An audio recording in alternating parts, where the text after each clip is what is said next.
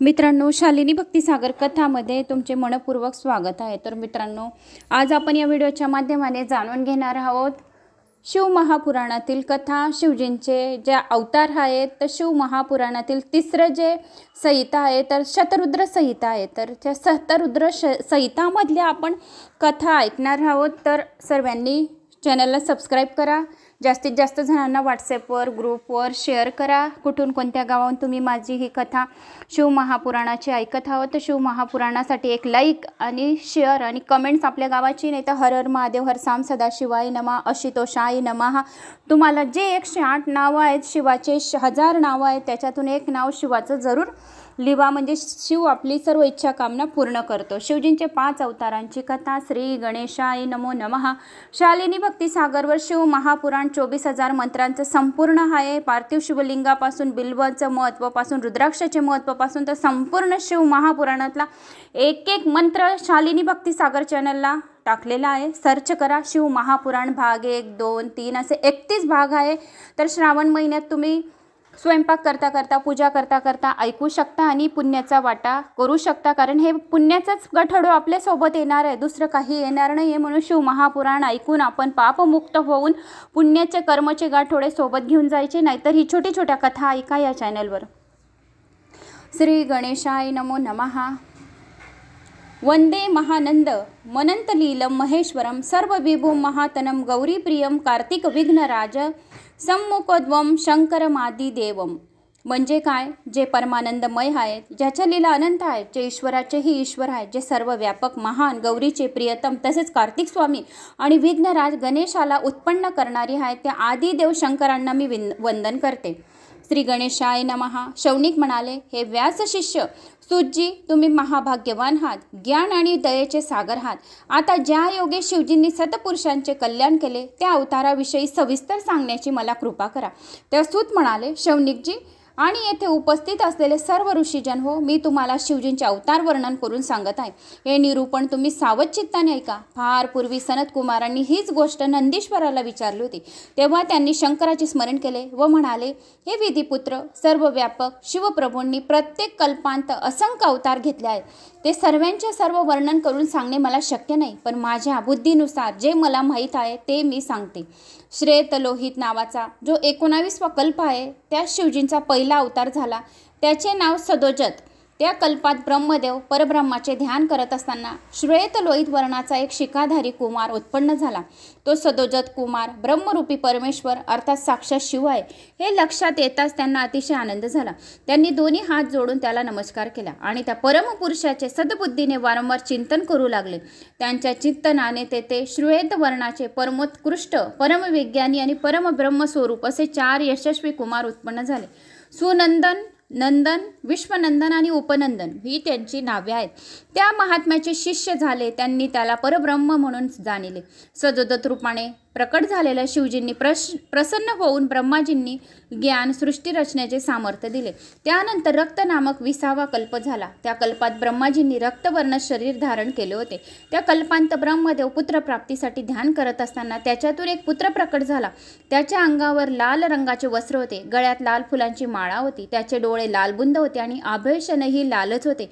आत्मबलाने संपन्न असलेला तो महात्मा कुमार वामदेव शिव हे जाणून त्यांनी आदराने नमस्कार केला, त्यांचे ध्यान केले। तेव्हा लाल वस्त्र धारण केलेले 4 पुत्र उत्पन्न झाले। वीरज, विवाह, त्रिशोक आणि विश्वभावन ही त्यांची नावे होत। तेव्हा ही वामदेव रूपी शिवप्रभूंनी ब्रह्माजींना ज्ञान आणि सृष्टी उत्पन्न करण्याची शक्ती दिली। पीतवासा नावाच्या 21व्या कल्पामध्ये ब्रह्माजींनी पिवळे वस्त्र धारण केले होते। त्या पुत्र कामनेने ध्यान करत होते, तेव्हा पिवळी वस्त्र धारण केलेले एक महा तेजस्वी प्रौढ कुमार उत्पन्न झाले आणि त्याच्या भुजा विशाल होत्या। ब्रह्माजींनी त्यांचे ध्यान केले, तेव्हा तो तत्पुरुष शिव आहे हे त्याच्या लक्षात आले। त्यांनी महादेव गायत्रीचा तत्पुरुषाय विघ्नहे महादेवाय धीमहि तन्नो दंती प्रचोदया असा उच्चार करून नमस्कार केला। त्यामुळे तत्पुरुषातील महादेव प्रसन्न झाले। जो कोणी हा मंत्र ऐकतो किंवा श्रवण करतो या 108 वेळा बोलतो, तत्पुरुषाय विघ्नहे महादेवाय धीमहि तन्नो रुद्र प्रचोदया तन्नो दंती प्रचोदया, या ओम नमः शिवाय असं बोलले तरी महादेव प्रसन्न होतात आणि त्यांच्या मनातल्या इच्छा पूर्ण होऊन सर्व पापे नष्ट होतात, त्यांच्या मुलाबाळांची प्रगती होते. ज्यांच्या पदरी खूप काही जन्माचं पुण्य आहे त्यालाच या कथा ऐकायला मिळते. जो भाग्यवान आहे त्यालाच या कथा ऐकायला मिळतील. तुम्ही या कथा ऐकल्या, या तुमच्या दर्शनाने घरातील लोक तुमचे दर्शन करतील तरी सुद्धा त्याचे पापे जळून भस्म होतील असे शिवाने सांगितले. त्यांच्या पार्श्वभागातून पिवळी वस्त्रे धारण केलेले अनेक दिव्य कुमार प्रकट झाले. ते सर्व योग मार्गे प्रवर्तक होते. तो कल्प संपल्यावर शिव नावाचा दुसरा कल्प सुरू झाला. तेव्हा सर्वत्र पाणीच पाणी होते. त्या जलमय अवस्थेत 1000 दिव्य वर्ष उलटून गेले. त्यामुळे सृष्टी निर्मितीची इच्छा करणारे ब्रह्माजी दुःखी मनाने विचार मग्न झाले. त्या समय त्याच सम्मुख महा तेजस्वी कुमार उत्पन्न झाला. तो कृष्ण वर्णाचा होता आणि आपल्याच तेजाने झळकत होता.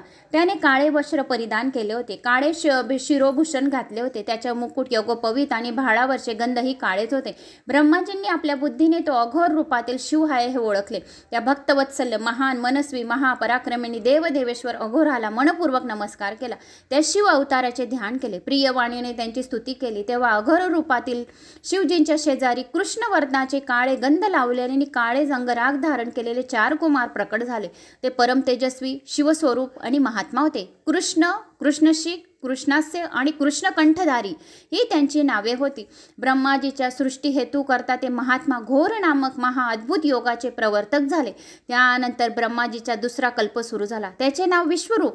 त्या अद्भुत कल्पात ब्रह्मदेव पुत्र प्राप्तीसाठी शिवजीचे ध्यान करत होते. तेव्हा मोठा नाद करणारी विश्वरूपा सरस्वती प्रकटली. त्याचप्रमाणे तशा स्वरूपात भगवान ईशान्य अवरभूत झाले. त्याचा वर्ण शुद्ध स्फटिका समान उज्ज्वल होता. ते सर्व आभूषणे शोभून दिसत होते. ईशान्य रूपातील त्या अजन्म सर्वव्यापी सर्वात यामी सर्व काही देणाऱ्या सुंदर रूपाच्या सर्वस्व व अरूप अशा शिवप्रभूंना ब्रह्माजींनी अत्यंत आदराने नमस्कार केला. त्या शक्तीसहित अवतरलेल्या सर्व शक्तिमान भगवानांनी त्यांना सन्मार्गाचा उपदेश करून आपल्या प्रभावाने 4 सुंदर आणि शुभ बालके उत्पन्न केली. जटी, मुंडी, शिखंडी आणि अर्धमुंड ही त्यांची नावे होत. योगधारा सद्मार्गाचे अनुष्ठान करून त्यांनी श्रेष्ठ योग गती प्राप्त केली. सनत कुमारजी, मी तुम्हाला ते शिव अवतार संक्षेपाने कथन केले. त्याच्यामुळेच त्रैलोक्यात किंबहुना संपूर्ण ब्रह्मांडात यथायोग्य आणि सर्वांना हितकारक असा व्यवहार प्रचलित झाला. ईशान्य पुरुष अघोर, वामदेव आणि ब्रह्म या भगवान महेश्वराचा 5 मूर्ती जगात विशेष प्रसिद्ध आहेत. ईशान्य शिवजीचे पहिले महान रूप सांगितले आहेत.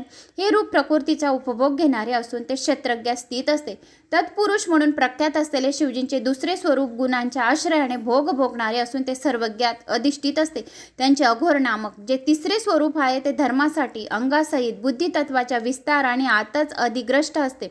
वामदेव हे 4थे शिवस्वरूप अहंकाराचे अधिष्ठान असून नेहमी अनेक प्रकारची कार्य करत असतात. विचारशील बुद्धिमान लोक शिवजींचे ईशान संज्ञक स्वरूप हे कर्ण, वाणी आणि सर्वव्यापी आकाशाचे अधिष्ठान आहे असे सांगतात.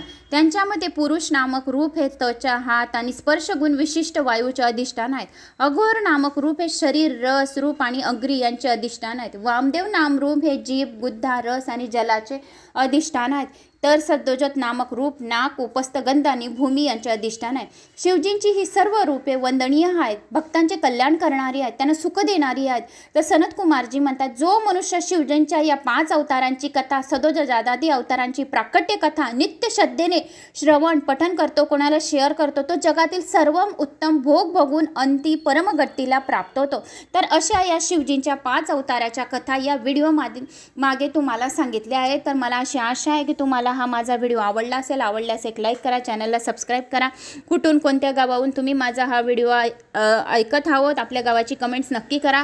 ओम नमः शिवाय या मंत्राचा जप नक्की करा. शिव पंचाक्षर मंत्र सर्वात श्रेष्ठ मंत्र आहे. पार्थिव शिवलिंगाची पूजन रोज करा. खूप जणांच्या शालिनी भक्ती सागरवर हजारो गावांच्या कमेंट्स रोज येतात. तर तिथं सांगितलं की ताई पार्थिव शिवलिंगाचे पूजन तर आम्ही सोमवारी केले, पण विसर्जन कसे करायचे. तर पार्थिव शिवलिंगाचे पूजन तुम्ही सोमवारी दिवसभर राहू द्या. शिवलिंग संध्याकाळ सूर्यास्त होण्याच्या अगोदर तुम्ही शिवलिंगाची विसर्जन आपल्या कोणत्याही कुंडीत, गमल्यामध्ये या कोणत्याही पवित्र झाडाखाली तुम्ही विसर्जन करा. पवित्र झाड म्हणजे बेलाचे झाड, शमीचे झाड, बडाचे झाड, पिंपळाचे झाड अशा झाडांमध्ये तुम्ही ती पार्थिव शिवलिंग विसर्जन करू शकता. तर आता आपण पुढची कथा पुढच्या व्हिडिओमध्ये करू.